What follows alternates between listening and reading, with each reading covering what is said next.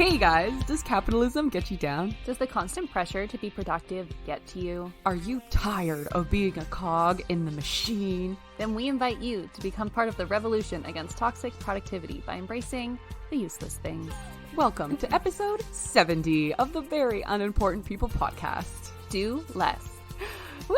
I'm your host, Lidia, and this week I have a story from my new restaurant industry job. Yay! Kind of. It's a little nasty. I'm really getting to know the back of house people, the kitchen staff, and like they're all men except for Chef Rachel. God bless her. Love Chef Rachel. We're besties. Chef Rachel? And then Chef Rachel is my favorite person. And then I have some other, like, we have pastry chefs in the back, and a couple of them are women, but most of the people in the front, like kind of where all the essays hang out, which is my job position, it's all dudes, and they're all a little gross. It's a little bit of a boys club, so we'll get into that in a second.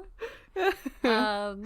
And my name's Courtney, and this week I came up with a new lazy man's goal for myself. Ooh. Also, I would just like to say, hold on, I would just like to say that was my first time ever doing our intro, 70 episodes in, without the script, our 4-line intro. So I finally did it, guys. Wow. I finally memorized it. I'm off script a year and a half later.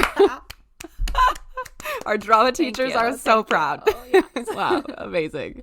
She fucking did it, everybody. Broadway, here she comes. God damn it. There's nothing stopping you now.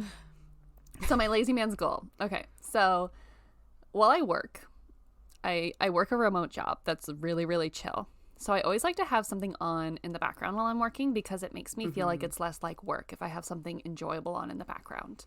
And it's really easy to run out of shows this way because like I work for like 8 hours a day and it's just constantly running in the background while I work. So I go through them pretty quickly. But I found out that the service that we're streaming our shows on has all 41 episodes of Survivor this week. Ooh. And that's a lot of content. So my goal that I've formed for myself is that I'm going to watch every single season of Survivor. And I don't even like Survivor that much. Like it's like okay for me, but just the fact that there's 40 seasons. This is my goal. That's so many fucking seasons. I know. I had no idea. That's like 2 seasons a year because they've only been been on for 20 years. That's so it's fucking 2 crazy. Seasons a year. Taken. I've never seen an episode of Survivor. I'm not even sure what the premise is. Of Survivor. Okay, you have to watch. They drop them in the forest. Is that how that works? Yeah, pretty much. They get like dropped. They get dropped in the middle of nowhere. And then you get like split into tribes. And then each tribe has to try to like survive, but it's not about the surviving so much as it's about like the game and the strategy. Because you have to like form alliances and then like betray each other. Okay, basically, hold on. Let me start again. Okay, so you get dropped in the middle of nowhere. The fun part is that like you all have to fly out together to the location. They don't show this part on the show, but I've been doing a lot of research about the background information of Survivor. They all fly you out from the same information, like from the same airport. You land in the same place, you stay in the same place, but you're not allowed to talk to each other until you start the show. So you're literally with these people for like a couple days, like in complete silence. So they drop you in the middle of nowhere. They split you into 2 tribes. They give you like 5 minutes. There's a bunch of supplies. They give you 5 minutes to collect as many supplies as you can. And then they give you a map and you have to go find your little like island or wherever your camp. And then every week there's 2 challenges. And one of the challenges is for a reward. So you get like, they give them like a feast, or sometimes they'll give them water or fire if they're not able to get fire. Oh my God. So you can compete for reward. And then the second challenge is for immunity. So if you lose the second challenge, you have to go to tribal council. And then at tribal council, everybody votes. And the person with the most votes gets voted off forever. Oh, shit. But once the tribes get down to a low enough amount of people, they merge into one big tribe. And then it's every man for himself. But then every person that you vote off stays as a jury member. And the jury members attend every single tribal council, and then they're the ones that vote for the winner. So it's like this psychological game where you want to vote people off, but if you piss them off too much, they're not going to vote for you. You won't win. So it's like this whole thing where you have to be like nice and gain people's respect, but then like also vote them off and play the strategy so game. cool. Yeah, it's pretty good. Wow, that's really interesting. It's pretty good. It's entertaining. What a cool concept. Oh my god, that must have Right? taken a lot of thought to come up I with know. this concept. I That's know. really And interesting. it's been fun like watching the evolution of it, because the first season of Survivor is nothing like the last season. Like the rules and the vibes and everything is different. So it's been fun to watch the evolution. And I'm excited for this journey. Yeah, that sounds like a lot of fun. You're gonna get to watch TV from like the 1990s too. So I was like, 2000s actually. Oh, 2000. It started in year 2000. Wow, it started the millennium season. Yeah, that's so cool. So that's been my week, guys. Watching Survivor. Yay! Cool. Oh, that's so fun. I want to start watching Survivor. Book. I'm gonna start watching it, and then we can discuss in length. Tell us about your story, about your restaurant story. Okay. So basically what my job is to run food to tables, and the restaurant is fucking huge, so I have to like do a lot of walking and do a lot of shit, and mostly I hang out in the kitchen, and as I was saying, there's a lot of men in the kitchen, and like, you know, it's fine. Like in the restaurant environment, I feel like it's hard to turn off like being, you know, on in front of the guests and like in front of everyone. So like you have to be kind of like, at my restaurant anyways, it's kind of like a little bit more high end, so you have to be like really flirty and like really fun and like all this stuff. So it's like your I take that attitude voice, right? Yeah, exactly. And so I take that attitude into the kitchen with me most of the time. So like I'll be in there and I'll be like, oh, what's up, baby? Like, you know, like just be like fucking on top of it, right? And like I'll be like chatting with people, and like obviously I want free food, so like I really, you know, chat it up with the chefs and stuff like that. So yesterday was a little bit of a weird day. I delivered some food to the wrong tables. That happened twice, and then chef was just like, Lidia, this has happened 4 times already. And I was like, actually, it's only happened twice. And so we kind of had some beef almost at the beginning of the night. And so every time so it was like a little rough. And then later on at like the end of the night, like everything was going pretty smoothly. Like he was having some issues with the servers, and he was telling me at the end of the night, he ended up making 30 extra like plates of food that he actually didn't need to make, and then he needs to account for them all to the manager, and it was just because the servers were like having a lot of confusion. Like there was a lot of shit going down, like the chicken wings and the spicy chicken wings, and then like the essays, like I don't know, I delivered 2 wrong plates, but like it's not like he had to remake those dishes. Like he just replated like, them. oops. And then I brought them to the right table, and it was fine. So he was obviously venting out a lot of his anger at my tiny little mistakes. And so the vibes were off for kind of the rest of the night. And then he yelled at me at one point. Aww. And it was like a pretty casual like yelling, like it wasn't huge, and so I felt like I could like talk back a little bit, I guess. I don't know, I feel like I've become a lot more bold since the pandemic. Like I just say what's on my mind, you know.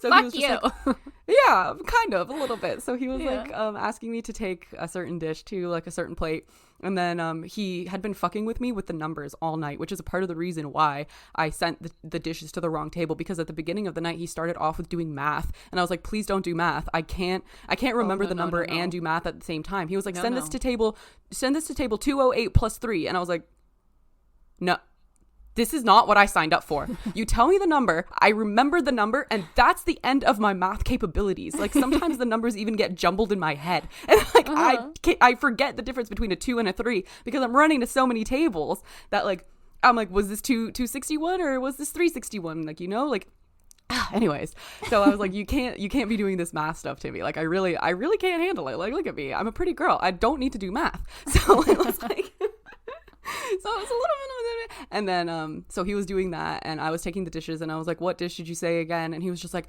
why are you taking that dish? Just take what I told you to take and then just get out. And I was like, Jesus Christ, okay. And then I left, and then I came back. And then once things died down a little bit, he like came over to the essay table, and he was talking to one of the other chefs about like this cake that was sitting there, and they were like just having a conversation, and I was just polishing some dishes, like just kind of eavesdropping, quietly listening. And like I knew something was a little weird because he never really comes to the essay table and like stands there and conversates with people. Like he's normally behind, or he's in his office, or like he's like kind of walking back and forth, chefing it up. So he's standing at the essay table, and I was like, okay, whatever, polishing my dishes. And he was just like, hey, like Lidia, by the way, like I just wanted to apologize for yelling at you 2 hours ago. I'm really sorry that happened. And I was like, it's okay. Wow. Like I was like, I know, I was so surprised. I was like, Oh my God. I was like, well, I guess I'm sorry for like my part in like tonight being a bad night, because like obviously like doing a couple of little mistakes probably didn't help his stress levels. So I was like, yeah, like I'm sorry for that. So apparently that was a bonding moment for us, because later on in the evening he proceeds to tell me Oh no. too much information. Okay. So me and this girl Anna, we had like a drink after, and she was just like, let's go like get a cigarette from Chef. And I was like, okay. So we go to the back, and we're smoking in the back with him, and he was just telling us about how the place across the street is a massage parlor, and how sometimes him and the chefs go there and get massages with happy endings. And he went into like a little bit too much detail about how great the hand jobs were, and how they like are so professional with it, and how it's like the best hand job he's ever gotten from any of his other ex-girlfriends. And he was just he's like, it's better than, and we were just like, what the fuck? And Anna was like, don't talk shit about your ex-girlfriends. And he was yeah, like, were you paying them? Yeah, No. exactly. They were doing and it he was out just like, the yeah, goodness like of their heart. $60-$80, and he was just going off about how great these hand jobs were, and how like they do that sometimes, and how it's like a bonding experience for the chefs. Like 3 or 4 of them will go and like get the happy endings at the same fucking time, and it's like a chef thing to do apparently. And one of the guys has a wife, and his wife is in the Philippines, and he still goes to these fucking happy ending things. Yeah, I was shook. I was horrified. so shook. It really changed my perspective. Nothing against sex workers. All power to you, my ladies. But ew, as a work activity, ew. I can't imagine with my work colleagues doing like a communal sexual experience. Yeah. So weird. I know. And then they come out of their separate rooms. Like, can you imagine just coming out of your separate rooms and being like, yeah, I know. Ew. I was so shocked and disgusted. I was like, oh my fucking God. Can we go back to not being friends, please? Yeah, I liked Yell it at better me when we again. were professional acquaintances. Yeah. And like, yeah, you were comfortable yelling at me, and I was comfortable making flirty jokes at you, and that was it. That was the extent. And That's all we need. oh, That's it was disgusting. so fucking bad, man. It was I'm so bad. And, sorry. like, yeah. And then like, yeah. And then I don't want to get into the rest of it, because you know when people like tell you things and you're like, this isn't my reality. That's not. That's. I'm just gonna keep living.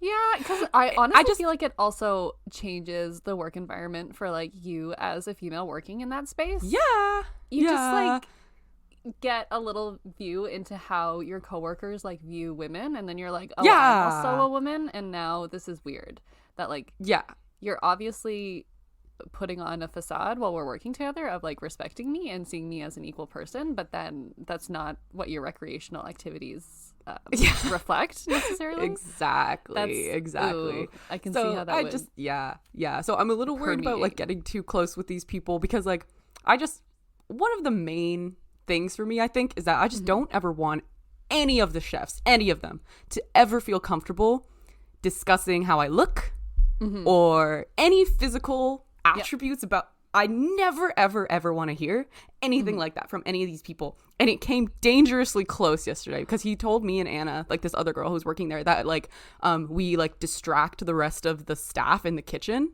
And I was like, Nope. ha ha ha. Anyways, That's moving a right line? along. That's a line. Moving right along. Yeah. Ooh, Yeah. And we were just man. like, okay. No more cigarettes after work. Yeah. This is too much Set for that me. professional boundary now. Be like, all right, we're gonna walk back. We're gonna take a couple steps back and pretend that never happened. Back skis. We're gonna try to just go back to being friends. I don't want to hear Bring about your your own sex life. cigarettes. Yeah, I don't even smoke. I was just doing it to be cool.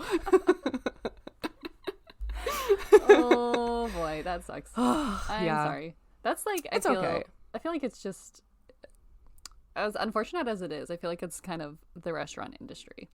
Yeah. It's a very I think like, so too. gendered space. I'm just gonna go back to just like being.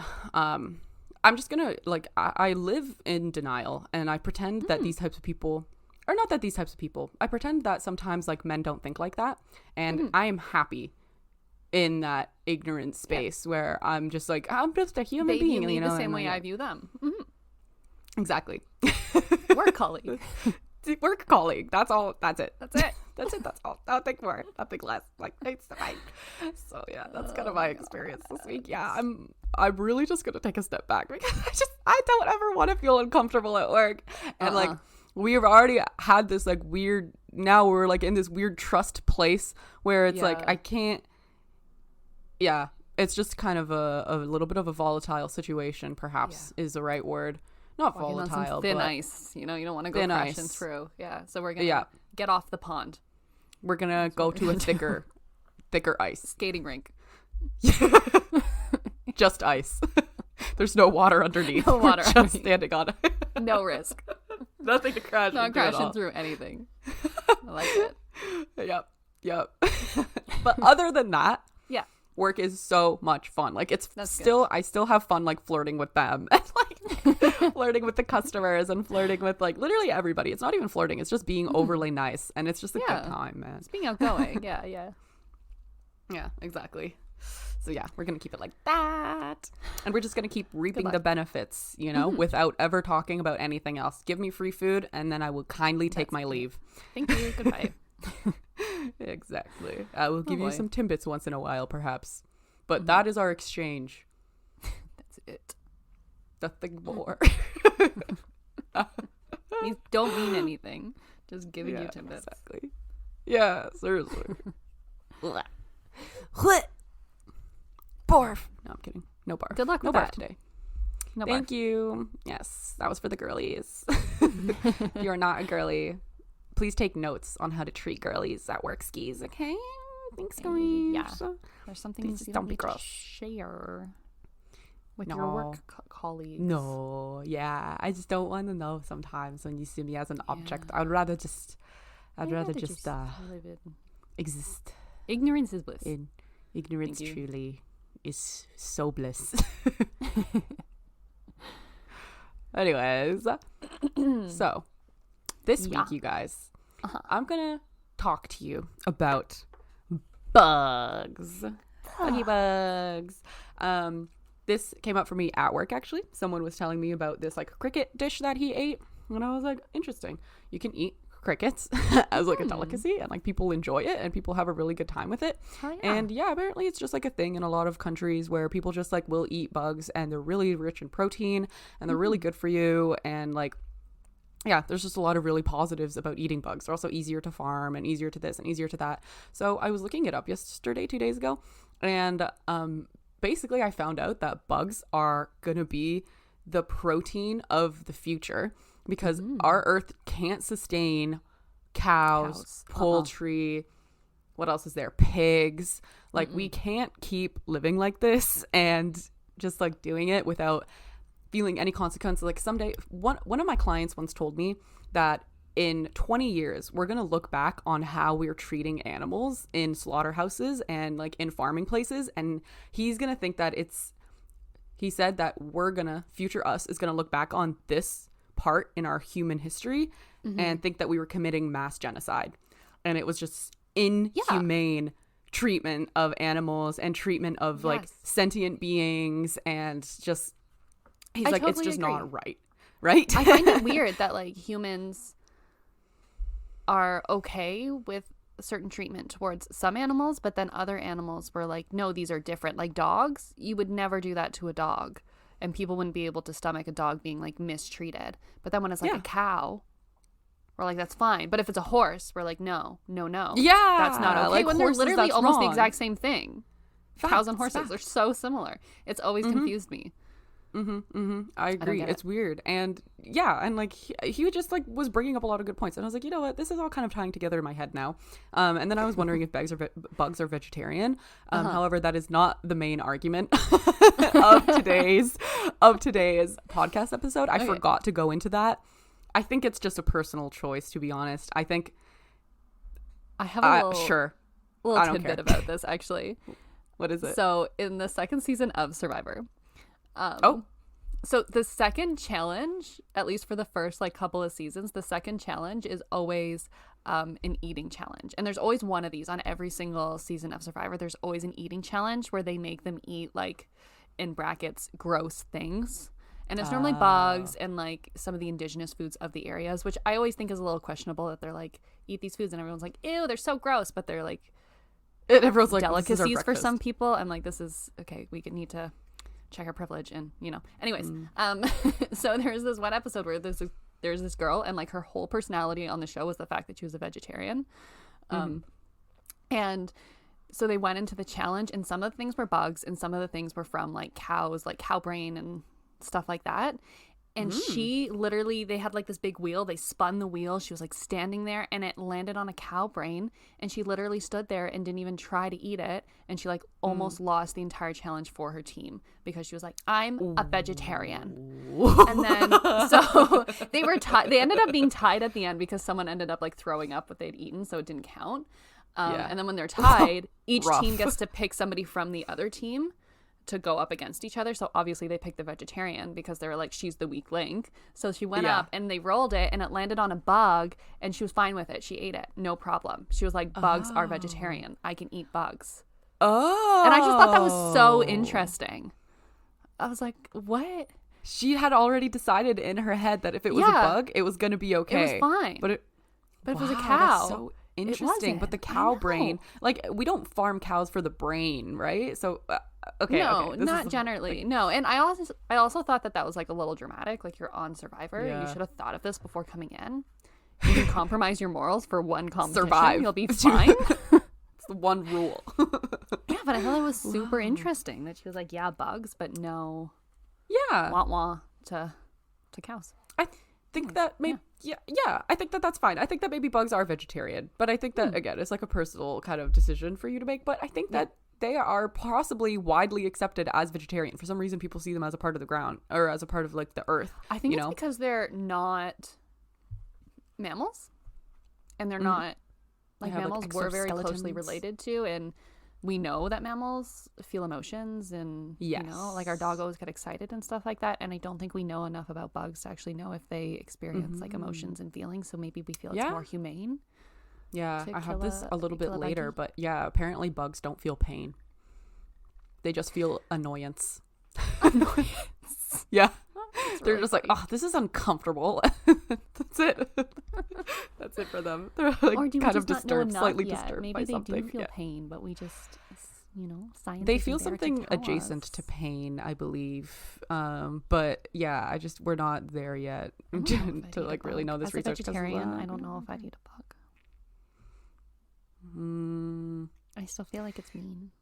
I know. I still feel like it's a little mean too, but I think I would be interested in it. I would want to try it, I think. Yeah, like, I could see trying it. I don't know if I'd integrate it into my diet as a vegetarian. It feels like meat to me. It's a living being, so it feels like meat. Yeah. It's not a plant. Yeah. Facts. Anyways, sorry. Our story begins in Madagascar. Two entomologists are studying the same forest when they realize that it's slowly disappearing to make room for livestock. So this entire fucking forest, since the 1950s, nearly 80% of it, so in over, like, I guess it's been 70 years now, of Madagascar's forest has been logged, taken down to make room for cows and for chickens and for all this livestock, mostly cows. So the locals... I know, and the locals at this point, they were like, we need better food security, basically. And this guy, Brian Fisher, proposed insect protein. In Madagascar, they already eat insects as like a seasonal snack. And in Canada, actually, we've successfully farmed crickets, and Loblaws has been stocking cricket powder to the shelves since like 2018 or something like that. Pretty sick. And for animal and human consumption, crickets are really good for you. They're high in protein, they're high in fiber, iron, vitamin B12, and they might even be the meat substitute of the future.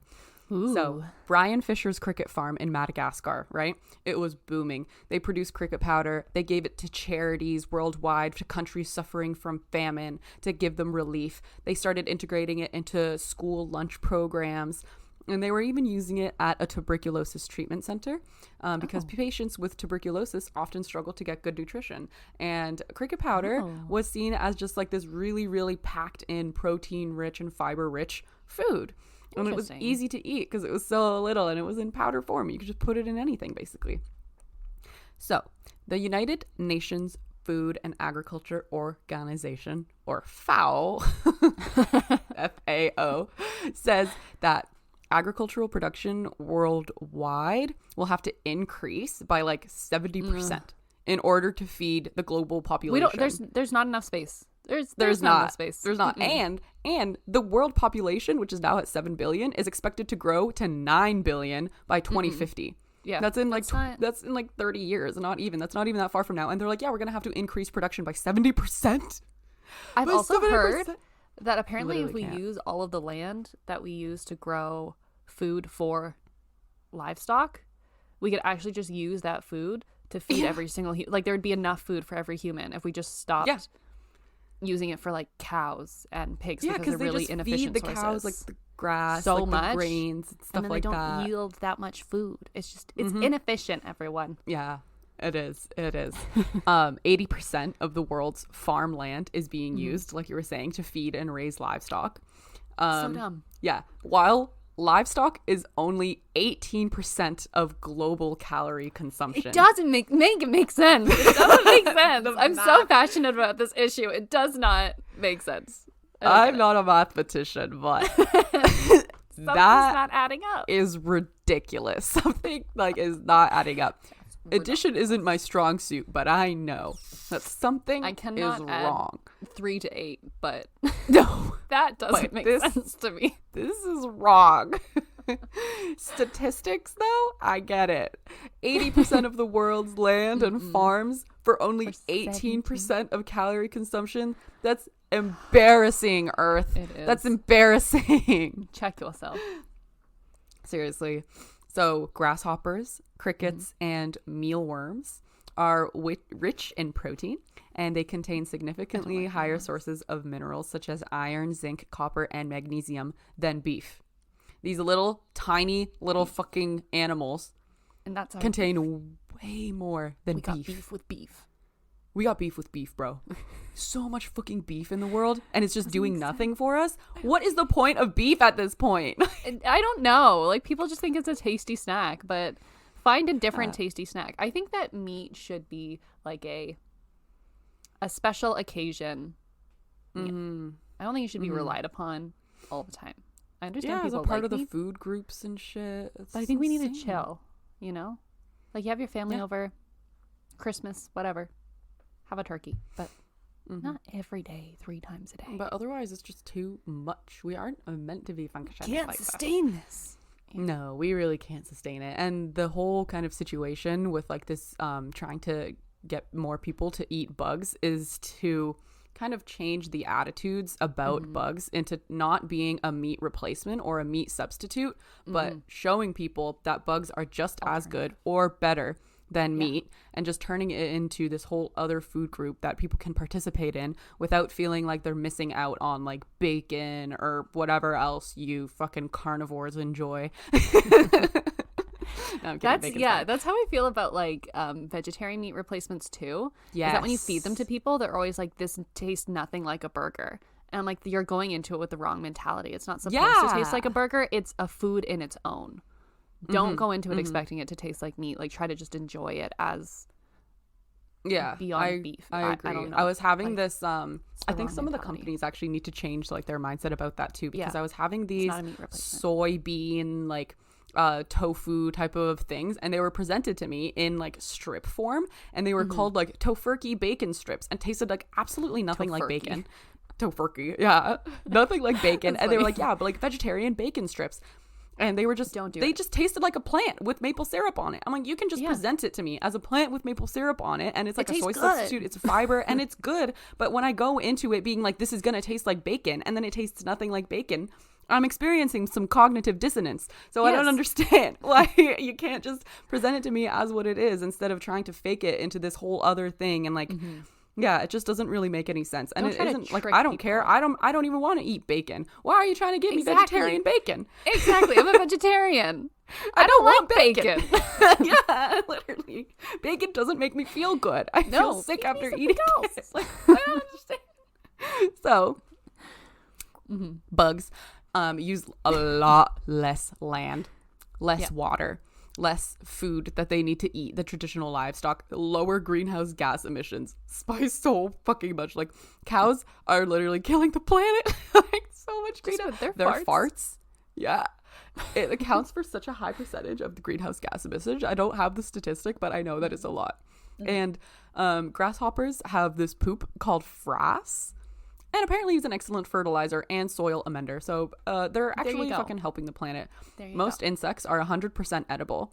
And this is compared with, for example, a cow, which is only 40% edible. You can't eat cow bones. You can't eat cow, I don't know, like skin. There's a lot of parts of the cow, maybe the heart, maybe the stomach. I'm not totally sure. Some people about the eat cow stomach and heart. cow I think stomach. in like Okay. Western. Yeah, culture it's like we just the don't, but- meat that we kind of have here. But 100% of the insect, you could just pop that entire thing in there, and you're no waste, no nothing. Do they have bones? Do they have brains? I'm confused. They have exoskeletons, and like, yeah, some of them have brains, but that's just like a part of it. You could just eat everything at once. Oh my god. Okay. It's a tasty Interesting. snack. Yeah. I don't know. So let's get into the taste a little bit now that we're here.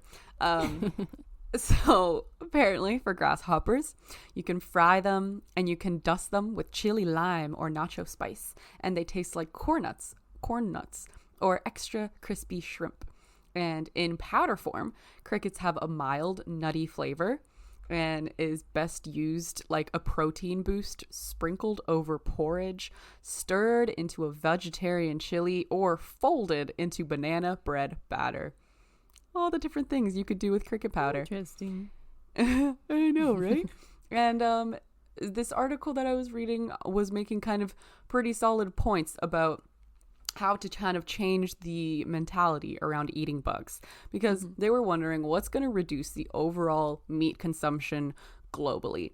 And they have decided, and we have seen from evidence, that it's not telling people to stop eating meat. It's not guilting them into stopping eating meat, because guilt doesn't work on a lot of people, as we have seen. Yeah. But the solution is to find alternatives that are equally as delicious. So they were saying, yeah, economics, man. So in quotes, this researcher said that you want to make it easier for individuals to make the choices that they would rather be making. It's not going to happen overnight, and it's never going to 100% replace meat. But for those of us who are health conscious and environmentally aware, have already started to make the transition. How do we make bugs culturally acceptable? That's the next question. In North America and Europe. Yes, because there is a huge psychological barrier between a lot of people being able to eat bugs and just finding it disgusting. Bugs are kind of related with garbage and with being like disgusting and dirty, and not something that is actually like for consumption unless it is to another bug or something. They're the bottom of the food chain. We just don't feel any pride in conquering them and eating them, I guess. Yeah. They're pests. They take over our homes. They eat our clothes sometimes. Yep. And we're like, oh, fuck. And it's never like, oh, I have a little chicken in my house. It's like, ew, bugs. I have a little chicken in my house. A snack. Perfect. A snack. It's never a snack. Don't have to go to the grocery store anymore. Cockroaches. Grasshopper in the house. Like, it's not like, oh, there's a snack. Ew. Ew. Blech. Okay, I'm not helping right now, but I'm just live bugs. Not it. But then again, like, no one wants to eat live meat ever. Like, I would never want to put a live chicken in a live bird in my mouth, you know? Like, fair enough. Same. Gotta cook it a little. Same. So they have to be marketed in a certain way. One researcher, I really liked this, predicts that sauteed and salted grasshoppers as a snack with beers will be the gateway bug. The gateway bug to opening up kind of the world, because you know how you can have like nuts with beers, or like little goldfish crackers with beers or something, and they just serve them when you show up, and it's complimentary, you know? So they're predicting that these like sauteed and salted grasshoppers will kind of be the breakthrough for North America and for Europe. And then slowly the attitude will change like it always does. And a couple of examples are that lobster used to be seen as garbage food, and it was fed to prisoners for a really, really long time. Prisoners were eating lobster. Yeah. And the second example is that raw fish used to be very taboo. And now sushi, fucking everywhere. Everyone loves sushi. And apparently, bugs, unlike cows, don't feel pain, as we were talking about earlier. Yeah. So they, one of the researchers said that they don't feel pain necessarily. They feel irritation, and they can probably sense that if like something is damaged, but they certainly, this was a little savage, they certainly cannot suffer because they don't have emotions. So even if they're feeling pain, it's fine because they're not suffering. They're just like, this is a little bit annoying. So apparently though, they can react to chronic pain. So for example, if they break a leg in their youth, like a lifetime of pain kind of thing. Like if you sprain your ankle, for example, then for the rest of your life, you're kind of going to have a little twinge or something. You'll always have to be a little bit aware of it. So bugs have a similar thing where they, for the rest of their life, they will instinctively know to avoid risky situations or places that are too hot or too cold. They did an experiment on like a fly that had broken its leg, and it would fly from a hot room to a cold room, like just instinctively, because it was more comfortable there. So it's just kind of about their comfort in that kind of I don't know. aspect. It feels to me like they understand pain, but they understand discomfort. Okay, here's the issue I have. But they can't suffer. Here's the issue I have with this. For a very, very, very long time, we also assumed that this was the same about like fish and crustaceans, like lobsters and crabs. We assumed that they couldn't feel pain and they didn't have emotions. But there's a lot of research coming out now that they actually do have like really complex emotions. And we've been literally putting lobsters alive in boiling hot water for a really long time on the assumption that they can't feel it and that it doesn't matter. But the EU literally just declared that fish and lobster and crabs are sentient beings. So now like animal cruelty laws apply to fish and stuff. Yikes. So that's the only concern I have about this, is that what if we're just not there yet? Yeah. What if they can? Because to me, a little fly understanding that this hurts, I'm going to move over here, to me seems it's like enough. they understand something. They have fear, memory, something. I don't know. Something's going on in that brain, most likely. Possibly, maybe. That's my concern. I'm thinking that maybe they don't want to do a lot of research on it, because if we don't know that they can feel pain, then ignorance is the larger goal of saving the planet will overrule any sort of science, any sort of discovery about bugs being able to feel pain. We're going to push this research down. Yes. There's possibly good guys out there. Like, I don't know what kind of philosophical study this is, but they want to save the planet, and it's at the cost of all these little bugs who may actually be able to feel pain. But the planet will live on. But the planet will always choosing humanity live on. every time. Yeah. Humans the planet's will live on. fine. It's the humans that are not fine. So yeah, it's choosing humans over bugs. But it's a moral thing. It is. And this other person this next person was tackling the moral issue of like, if you like hurt a bug or something, or if you step on a bug by accident and it's still like wiggling because it's still like alive, it was like, if you have a philosophical objection to killing, you could place a tiny droplet of beer or wine next to the damaged insect. This will have a suitably anesthetic effect and ensure the final moments of the insect are happy, if the thing is in fact capable of feeling happiness. It's also a good excuse for opening a bottle of beer or a wine and share the insects. Hardly diminishes for the total. I don't know. Yeah. This is a funny concept. Every time you step on a bug, you got to open a bottle of beer and be like, it's not me, it's for the bug. It's for the bug, bro. I just have to, I might as well finish it now that it's open. I've divvied out the drop. One drop to you, little guy. I guess the rest is R.I.P. for me. Yeah, literally to get over the fact that I might have just killed a sentient being by stepping on it. And another person had said that if you like cripple a bug, they said that ultimately the crippling is more of an inconvenience to the insect than a torturous experience, because it has no misery to be put out of, because it's not in misery, because it doesn't feel anything. It just feels uncomfortable. People have strong opinions on whether bugs have feelings or not. I didn't know that going in, but an inconvenience. Oh, darn. Yeah. All of my legs are broken. That how sucks. the fuck am I going to be able to fly now? Yeah, pretty much. I can only walk. This is mildly uncomfortable. In a left circle. I can't walk straight anymore. They keep trying to fly and they keep trying to walk and shit, but they're just not doing it. And they're like, why the fuck can't I go straight? No pain though. Just like, why isn't this working like it normally does? Darn it. Finally, a little two little kind of examples of people who are already eating bugs. In Japan, people have turned bug catching into kind of a tradition and kind of like a fun bonding experience for their families. Cute. So they will catch and eat hornets for fun and use it as a bonding activity. God, that's so badass. I know, right? One person, they'll take two people. One person will chop open a hive with like an axe or like a stick or something like that. And the other person will catch them in like a large jar with beer in it. And they'll kind of like put the hornets into this jar of beer in it. And at the end of the day, they'll fry the hornets into like a crispy chip thing. Holy shit. They pick the larva out of the nest, and you can either eat the larva raw or cook them in ginger and soy sauce, and they taste like sweet mussels. And then the beer turns into a dark, smoky drink that you can have because of the venom.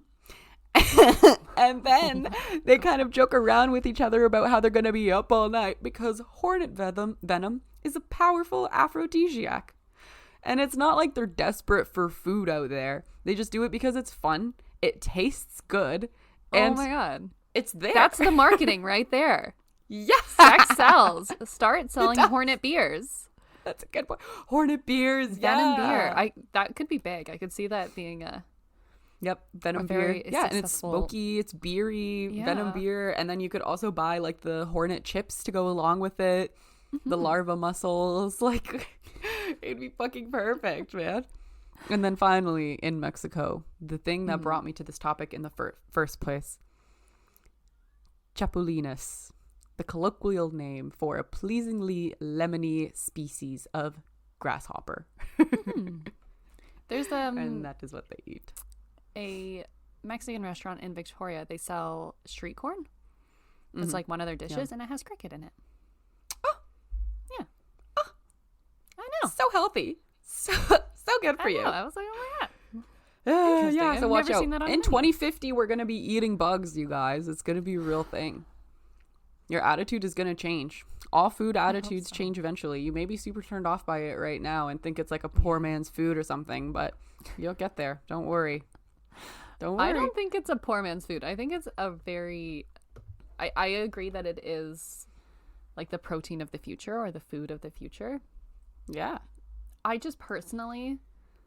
For me, it's just about the fact that it's like a living being. And if I had to eat the body of it, it would freak me out. Yeah. I feel like to make them popular, they might have to do some sort of situation where they grind them down to something and then make it look like a food that we already eat. Like for the bar food, I feel like if they just served a plate of crickets that look like crickets, it would I don't be think really that's going to go well. If they grind them down and put them into like some sort of chip or something with dip, I could see that going really well.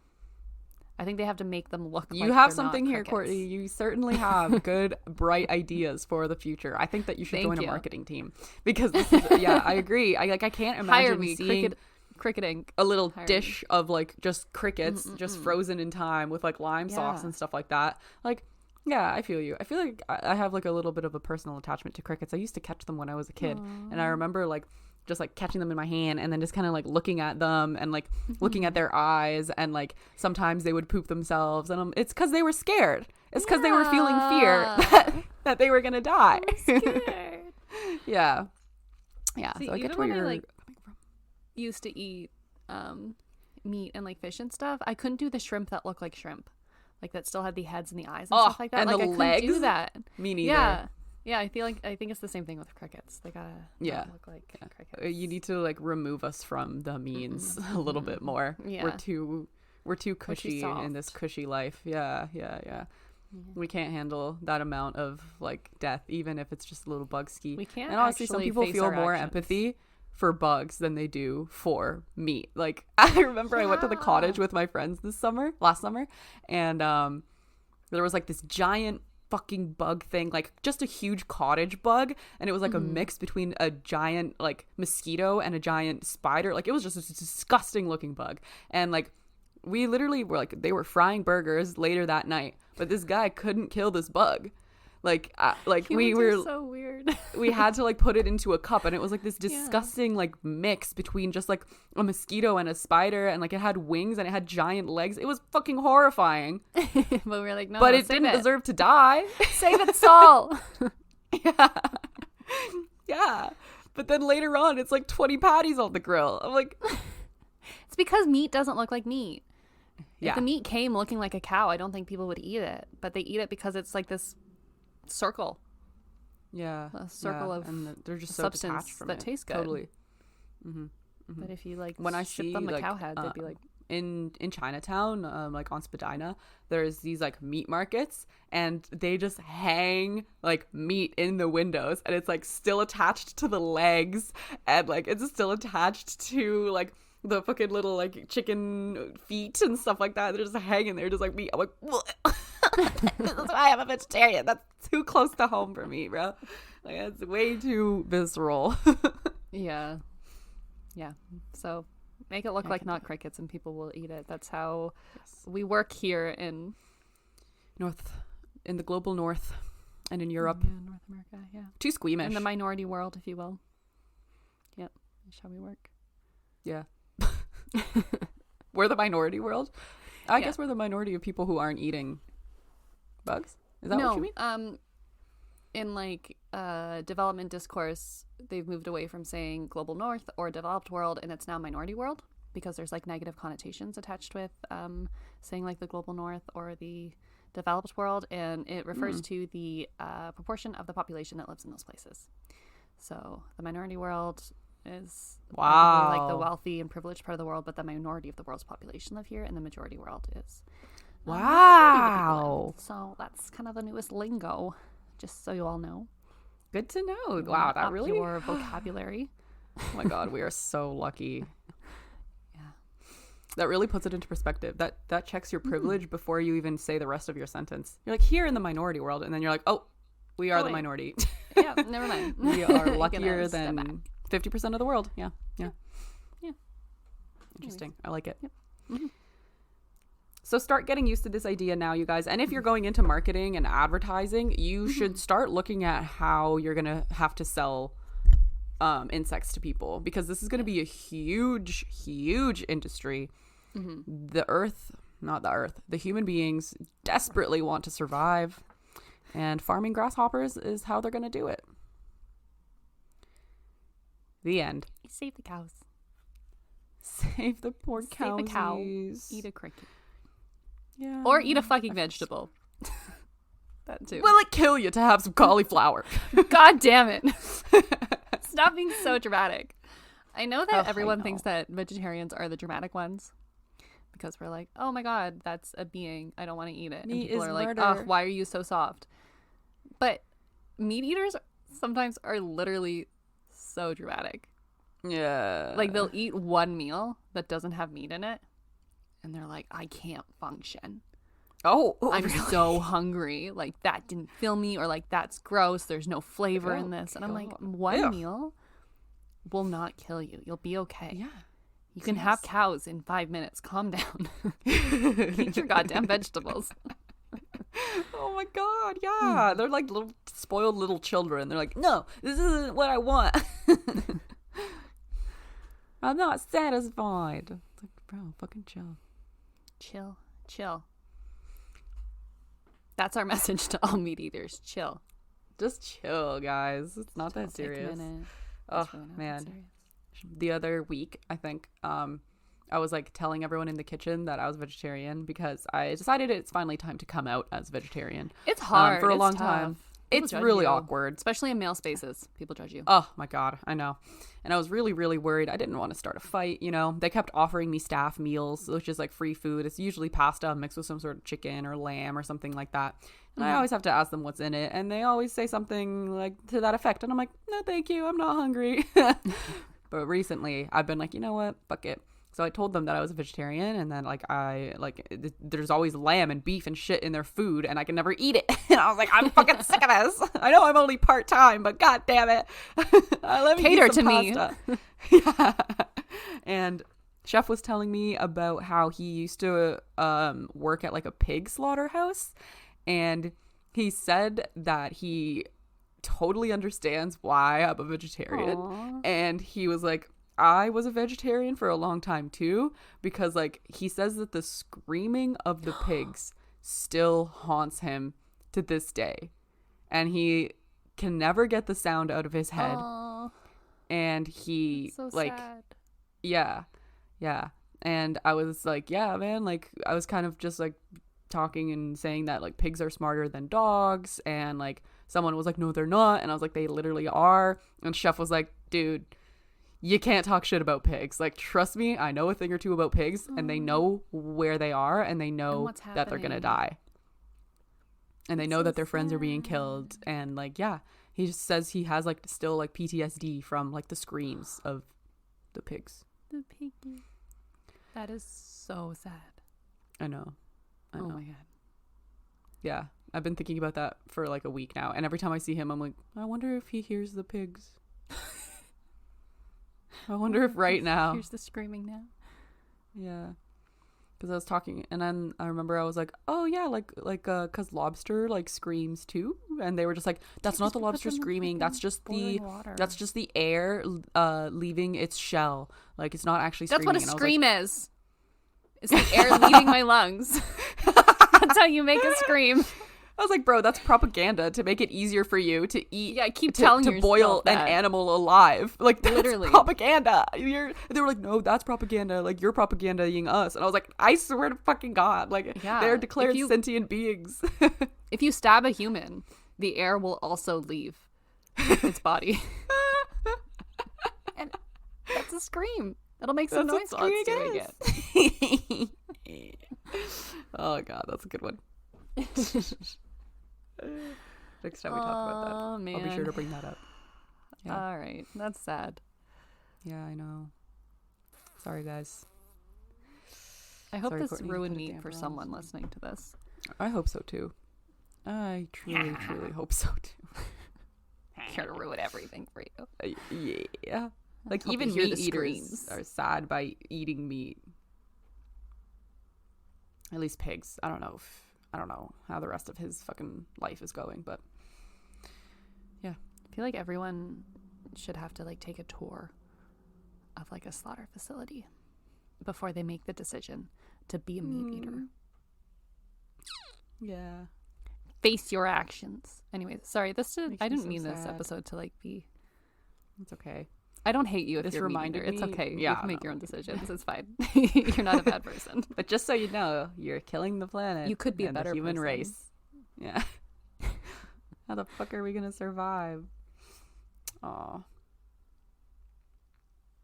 There was this protest. This reminded me of outside of like slaughterhouses, and I think I talked about this maybe in like a past episode on the podcast.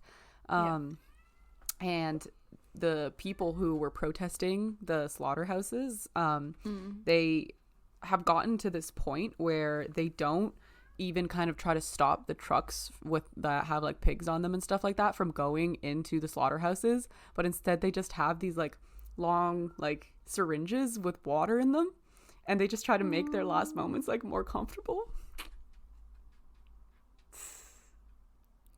I'm so sad. To stop this, people. Yeah, it's so sad. I can't. Yeah, it's awful. It's not fun. Everyone, just take a think about your actions. Take a hard think. It's sad. We're so detached from it, man. It's so sad. Yeah.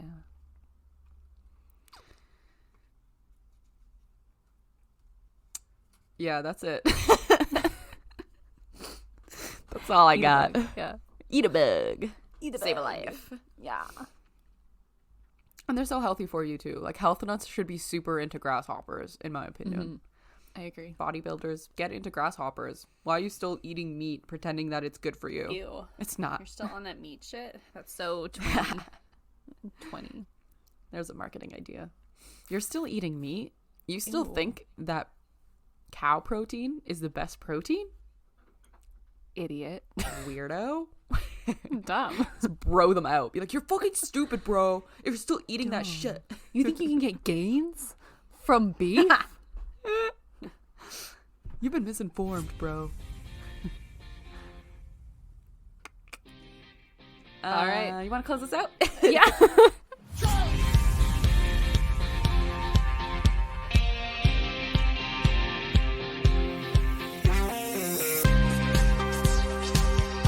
Brings us to the end of the episode. Thank you so much for hanging out with us this week and listening to our little chat about the future of protein and how you better start prepping yourself psychologically.